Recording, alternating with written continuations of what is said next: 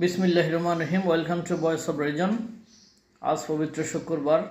শুনছি যে বিকাল আসরের নামাজের আগে কিংবা পরে সাধারণ মুসল্লিদের উপর ভর করে দেশে বিদেশে সক্রান্তে বাংলাদেশে কিছু স্বার্থন্যাসী মহল, কুচক্রী মহল বাংলাদেশের একমাত্র দেশপ্রেমিক একটিমাত্র বাহিনী বাংলাদেশ সেনাবাহিনী এবং তার সেনা প্রধানের বিরুদ্ধে আন্দোলন করার জন্য মাঠে নামার ঘোষণা দিয়েছে।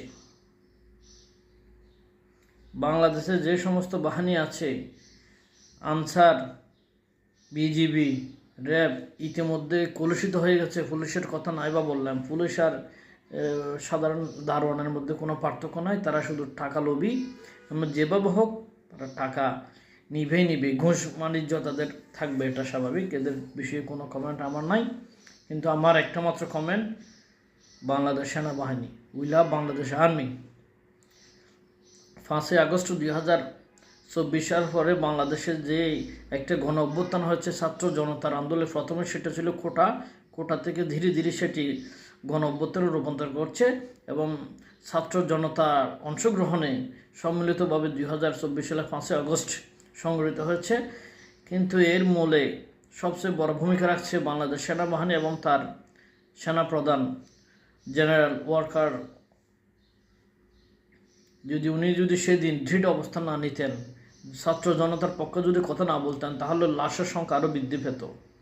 সেই কৃতজ্ঞতার কথা ভুলে গিয়ে বাংলাদেশের কিছু মানুষ দেশি বিদেশি ষড়যন্ত্রে লিপ্ত হয়ে বাংলাদেশের সেনাবাহিনীর মেরুদণ্ড ভেঙে দেওয়ার জন্য ষড়যন্ত্রে লিপ্ত হয়েছে।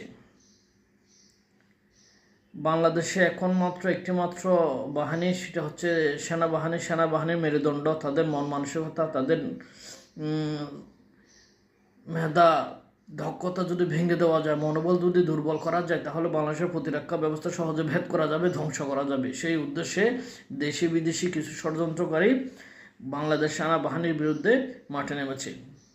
এই ষড়যন্ত্রকারী মূলহোদা বিদেশে বসে আছে যিনি, জনাব পিনাকি ভট্টাচার্য।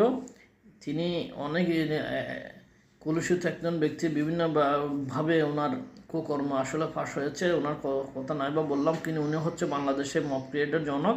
বিভিন্ন সময় মব ক্রিয়েট করে বাংলাদেশকে অস্থিতিশীল করার চেষ্টা করছে। আমার তীক্ষ্ণ দৃষ্টিতে মনে হয় উনি একজন লাল সালু গল্পের মফিজের মতো। মফিজ ছিল একজন ব্যক্তি যিনি বিভিন্ন সময়ে বিভিন্ন রূপ ধারণ করে এবং নিজের স্বার্থ হাসিল করার পরে সব কিছু পগার পার করে দেয়। তো আমার মনে হয় যে জনাব পিনাকি ভট্টাচার্য এইরকমই একজন ব্যক্তি।